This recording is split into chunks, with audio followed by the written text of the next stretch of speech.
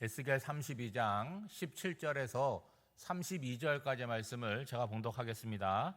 12째 해 어느 달 15째 날에 여호와의 말씀이 내게 임하여 이르시되 인자야 애굽의 무리를 위하여 슬피 울고 그와 유명한 나라의 여자들을 구덩이에 내려가는 자와 함께 지하에 던지며 이르라. 너의 아름다움이 어떤 사람들보다도 뛰어나도다. 너는 내려가서 할례를 받지 아니한 자와 함께 누울지어다. 그들이 죽임을 당한 자 가운데에 엎드려질 것이며 그는 칼에 넘겨진 바 되었은즉 그와 그 모든 무리를 끌지어다.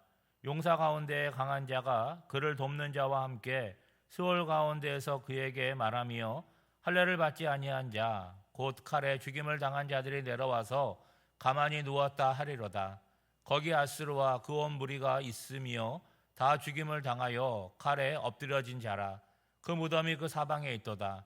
그 무덤이 구덩이 깊은 곳에 만들어졌고 그 무리가 그 무덤 사방에 있으며 그들은 다 죽임을 당하여 칼에 엎드려진 자 곧 생존하는 사람들의 세상에서 사람을 두렵게 하던 자로다.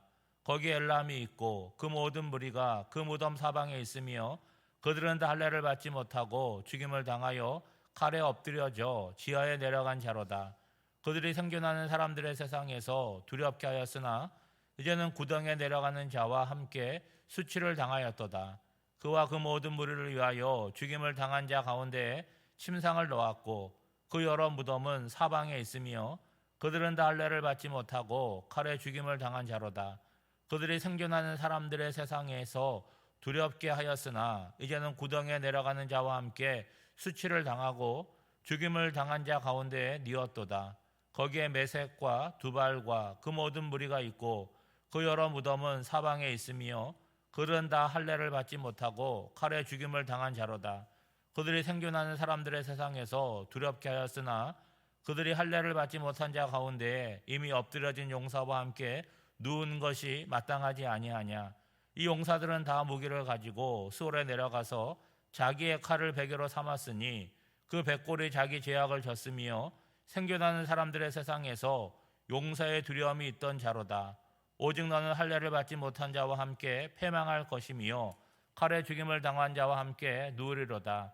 거기에 에돔 곧 그 왕들과 그 모든 고관들이 있으며 그들이 강성하였었으나 칼에 죽임을 당한 자와 함께 있겠고 할례를 받지 못하고 구덩이에 내려간 자와 함께 누우리로다.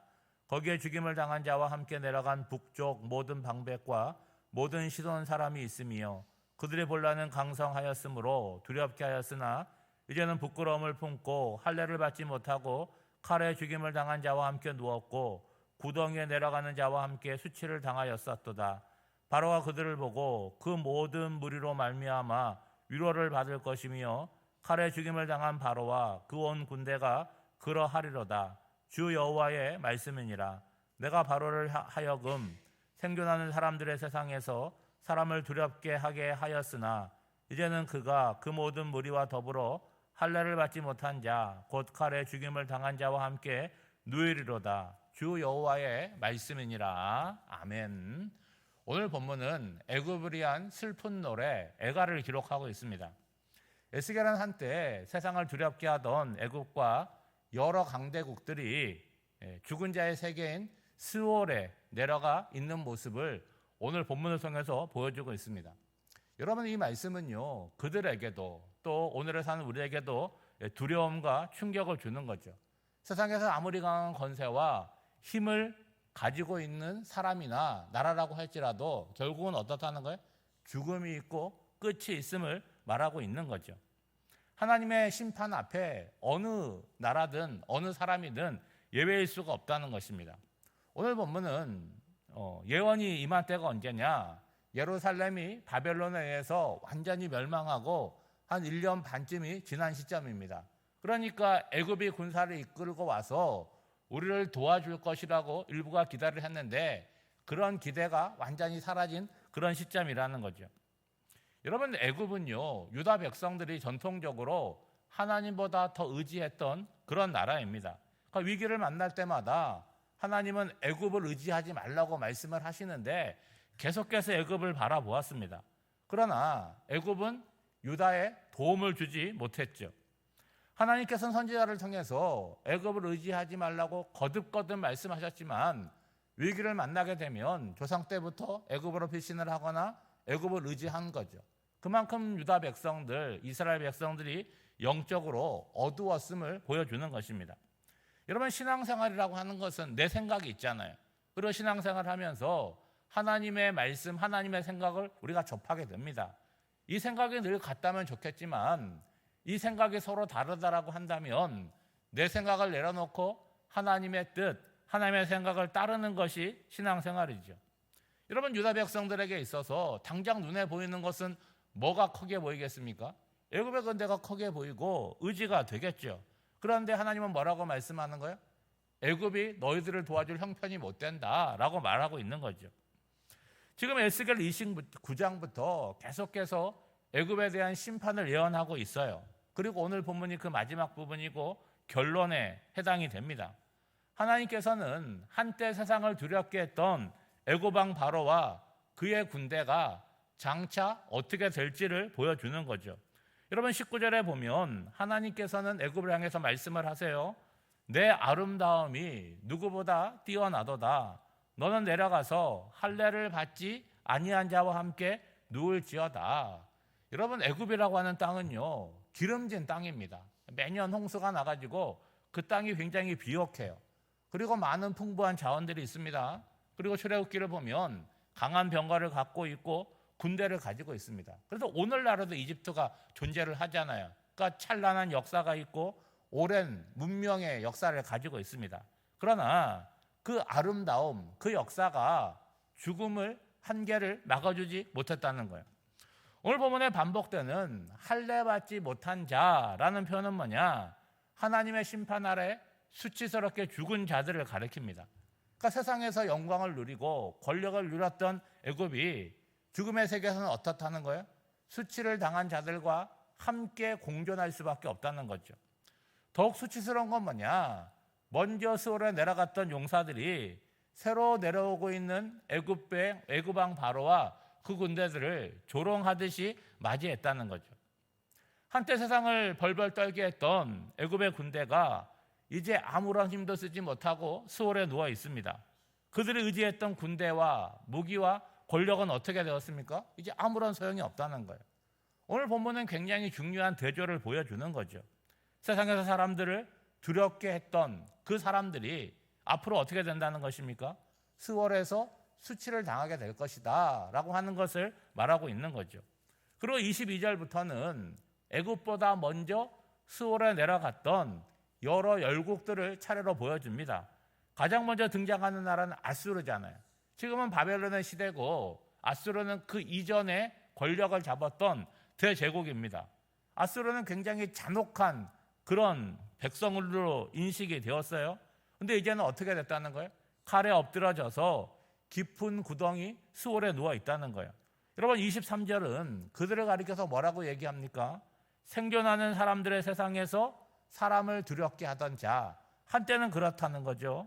그렇지만 자신을 지키지 못했다, 구원하지 못했음을 이야기하는 것입니다. 이어서 등장하는 나라는 엘렘과 메섹과 두발이 등장합니다. 이들 역시도 한때는 강한 군사력으로 많은 민족들에게 두려움을 주었던 나라예요. 그런데 지금은 어떻게 되었습니까? 모두 칼에 죽어서 스올에 내려가 있다는 거죠. 그리고 29절과 30절에는 에돔과 시돈이 등장을 합니다. 이들도 한때는 자신의 권세를 자랑했지만 지금은 어떻게 되었다는 거예요? 수치를 당하고 죽은 자들의 세계인 수올에 누워 있습니다. 여러분, 아수르도 그리고 엘람도 메섹과 두발도 그리고 에돔과 시돈도 모두 한때는 강한 나라였어요. 자신들의 제국이 영원할 줄로 생각했습니다. 그렇지만 오래가지 못했고 그들의 마지막은 어떻다는 거예요? 다 똑같았다는 거예요. 모두 무너졌고 모두 하나님 앞에서 심판을 받았다는 것입니다. 여러분, 31절은 이 애굽을 위한 긴 애가의 결론입니다. 스올에 내려간 바로는요, 자신보다 먼저 멸망한 나라들의 이 조롱 섞인 영접을 받으면서 위로를 받습니다. 그런데 여러분, 이 위로가 참된 위로가 아니잖아요. 단지 뭐예요?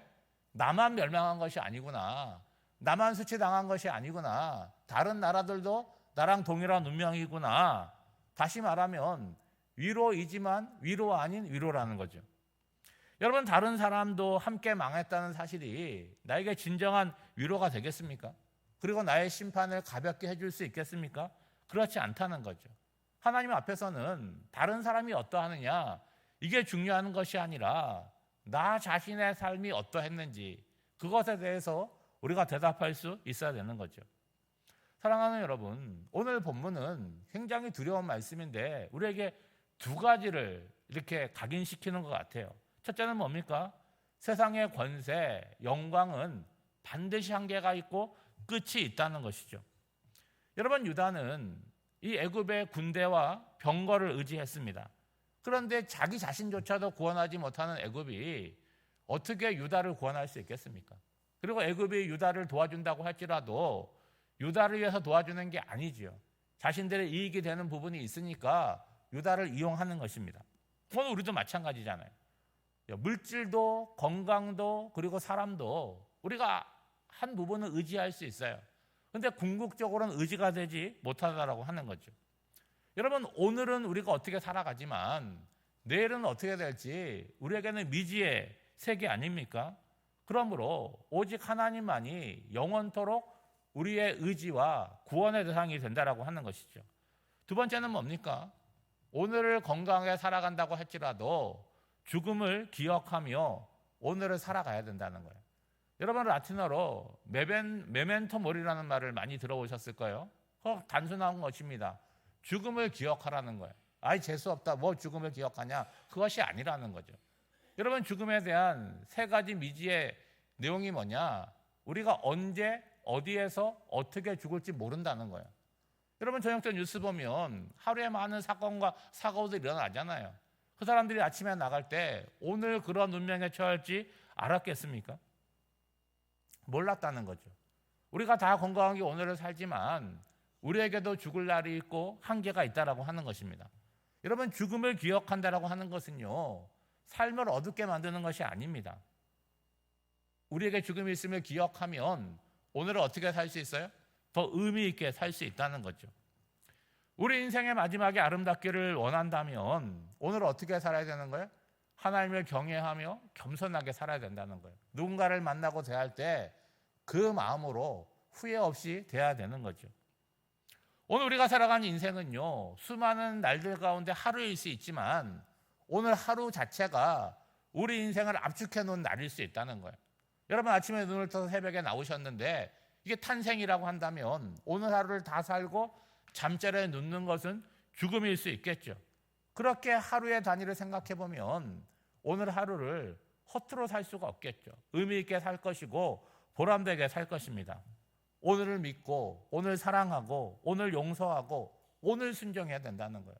내일은 우리의 날이 아닌 것이고 어제는 이미 지나간 날이라고 하는 거죠.